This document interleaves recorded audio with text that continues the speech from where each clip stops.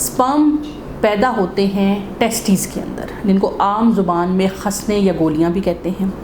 उनके अंदर जब जरासीम पैदा होते हैं तो वो एक इजैकुलेशन के दौरान एक डक्ट के ज़रिए से, वैस डेफरेंस के ज़रिए से पेशाब की नाली में आ जाते हैं और फिर वहाँ से बाहर निकल जाते हैं। जो स्पर्म्स हैं ये तकरीबन 90 डेज़ का साइकिल होता है स्पर्म प्रोडक्शन का, तो लिहाजा इनको हम जब आपको कम से कम 45 से 90 दिन तक ये जब हार्मोन आपको देते हैं तो नेचुरली स्पर्म प्रोडक्शन शुरू हो जाती है। यानी जो औज़ा है, जो ऑर्गन है टेस्टिस प्रोड्यूस करने वाला, वो ही जब फेल हो गया है तो आप जितना मर्ज़ी हार्मोन दे लें, आप जो मर्ज़ी कर लें, उसका कोई हल नहीं है।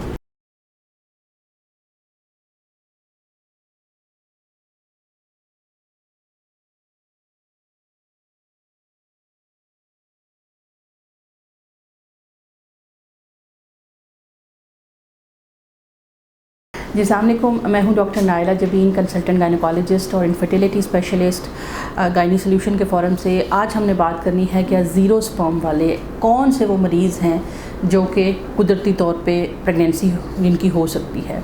ये जो ज़ीरो स्पर्म वाले लोग हैं ये बहुत ब्लैकमेल होते हैं डॉक्टर्स के हाथों भी, इवन हकीमों के हाथों भी, क्योंकि इनके ऊपर एक सोशल टैबू होता है, एक स्टिग्मा होता है कि इसके अंदर चूँकि स्पर्म्स नहीं हैं, ये आगे अपनी फैमिली प्रोड्यूस नहीं कर सकता, तो ये मेल इसको एज ए अपनी मैस्कुलिनिटी का चैलेंज लेके बहुत सारे लोगों के हाथों बहुत ब्लैकमेल होते हैं।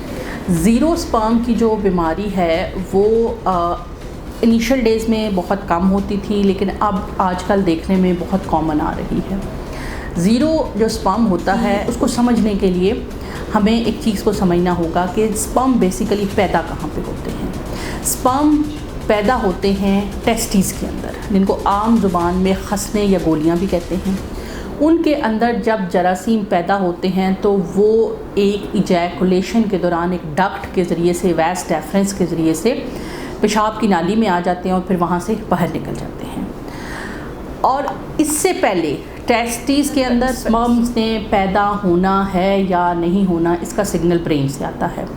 अब ब्रेन से जो सिग्नल आता है वो कुछ केमिकल्स, हार्मोन्स के ज़रिए आता है। तो लिहाजा जो ज़ीरो स्पर्म की वजह है वो 3 लेवल पे हो सकती है, यानी कि टेस्टिस से पहले प्री टेस्टिकुलर ब्रेन के अंदर ही जो हार्मोन आ रहा है FSH LH वो कम है या GnRH कम है, जिसकी वजह से क्या हो रहा है कि टेस्टिस को स्टिमुलेशन ही नहीं आ रही बॉडी की तरफ से कि स्पर्म बनने चाहिए या नहीं बनने चाहिए। अब जो ये वाली कॉज है इसको हम कहते हैं प्री टेस्टिकुलर कॉज, यानी टेस्टिस से पहले कोई ऐसी वजह मौजूद है कि हार्मोन या तो बन नहीं रहा या उसके रिसेप्टर्स में प्रॉब्लम है या वो कम मिकदार में बन रहा है।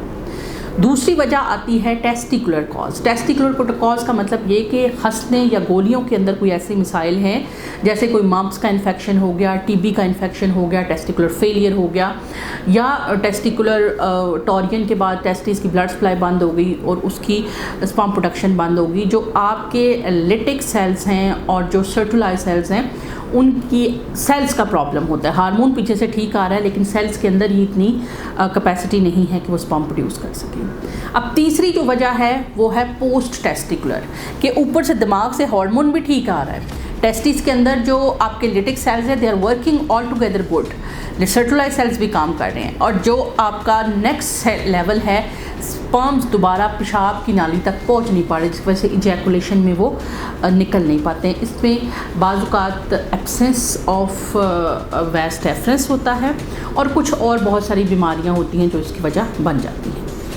अब जो इनमें से दवाइयों से जिसका इलाज मुमकिन है वो है प्री टेस्टिकुलर कॉज, यानी अगर आपका FSH level, LH level low है और एक ख़ास लेवल से लो है, तो इसका मतलब है आपकी बॉडी के अंदर हार्मोन पैदा नहीं हो रहा या कम पैदा हो रहा है।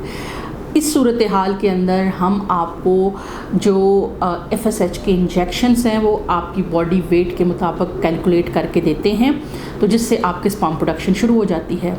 अब ये जो स्पर्म्स हैं ये तकरीबन 90 डेज़ का साइकिल होता है स्पर्म प्रोडक्शन का, तो लिहाजा इनको हम जब आपको कम से कम 45 से 90 दिन तक ये जब हार्मोन आपको देते हैं तो नेचुरली स्पर्म प्रोडक्शन शुरू हो जाती है। मेरा रिसेंटली सियालकोट से एक पेशेंट था, उसका तकरीबन 9 मंथ्स ये ट्रीटमेंट चला and he conceived with the natural, क्योंकि उसके स्पर्म्स सीमन के अंदर आना शुरू हो गए थे। अच्छा, जो कॉज होती है टेस्टिकुलर, वो सबसे गंदी कॉज होती है, यानी जो औज़ा है, जो ऑर्गन है टेस्टिस प्रोड्यूस करने वाला, वो ही जब फेल हो गया है तो आप जितना मर्ज़ी हार्मोन दे लें, आप जो मर्ज़ी कर लें, उसका कोई हल नहीं है। इस केस के अंदर इसकी सबसे बड़ी निशानी होती है कि FSH बहुत हाई हो जाता है, कम से कम इन पेशेंट्स के अंदर 20 तक FSH टच कर रहा होता है, LH भी बहुत ज़्यादा हुआ होता है। इसका कोई इलाज नहीं है। ऐसे लोगों को कुछ ट्रायल्स में जो है वो देखा ये गया कि स्पर्म डोनेशंस के साथ प्रेगनेंसीज होती हैं, लेकिन चूँकि पाकिस्तान के अंदर स्पर्म डोनेशन नहीं अलाउ है तो इनका एक ही हल होता है अडॉप्शन, कि ये बच्चा अडॉप्ट कर लें। और ऐसे पेशेंट्स को ये बात साफ साफ बता देना भी नेकी है कि आपका कोई हल नहीं है, मज़ीद धक्के ना खाएं।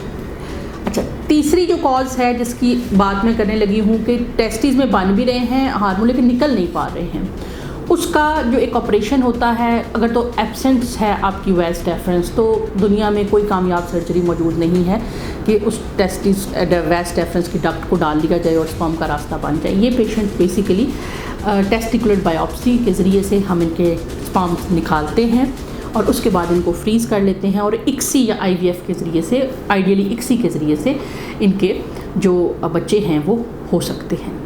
अब ये मैंने ज़ीरो स्पर्म्स वालों की जो लेवल्स हैं उन पे बिल्कुल क्लियर कट बता दिया है, ताकि इस पर कंप्लीट नॉलेज होना चाहिए।